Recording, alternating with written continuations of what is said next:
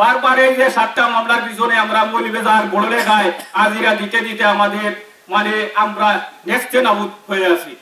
এখন আমার দাবি হইল আমাদের ডিসি মহোদয়ের কাছে যে আমরা সরকারি জরিপ চলে সরকারি জরিপ হয় যে সিদ্ধান্ত ওটাও আমরা আমাদের এলাকাবাসী আমরা মানিয়ে আছি।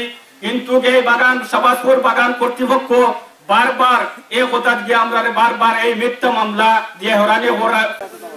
আমাদের বিবর্তনের সাথে দুটি বাগানের সীমানা ব্রিটিশ শাসন আমল থেকে এই দুটি সীমানা চিহ্নিত হয় নাই। এই সুতলেখা একটি বাগান এবং শাহবাজপুর একটি বাগান, এই দুটি বাগানে আজ দীর্ঘ 40 বছর থেকে আমাদেরকে মামলা হামলা দিয়া আমাদেরকে হয়রানি করতেছে।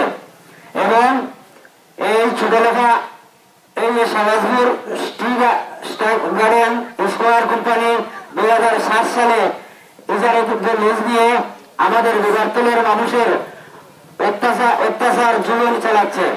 স্কোয়ার কোম্পানি শাহবাজপুর চা বাগান, তাই আমরা আজকে 3টা বছর থাকি আমাদেরকে স্কোয়ার কোম্পানি মামলা হামলা মিথ্যা মামলা দিয়া আমাদেরকে জেল জুলুম করতেছে।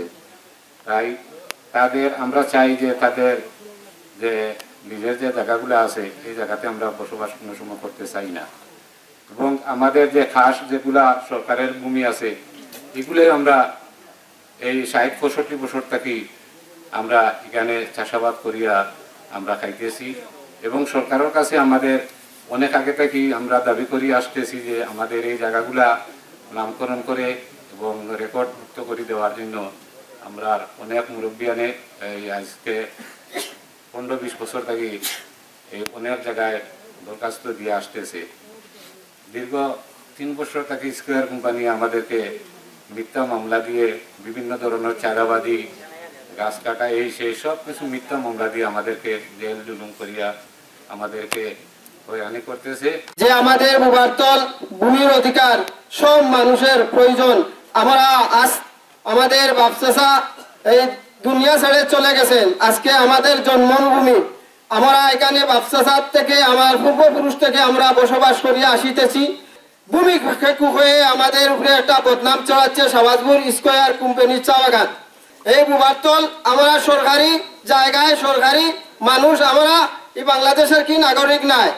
রোহিঙ্গা মায়ানমার থেকে রোহিঙ্গা এসে বাংলাদেশে বা আশ্রয় পায়, কিন্তু আমরা মুবারতলের লোক এই এতদিন যাবৎ তাকিয়াও আমাদেরকে এখান থেকে জুলুম নির্যাতন করা হয়, আমাদেরকে তাড়াইয়া দেওয়ার পায় তারা করে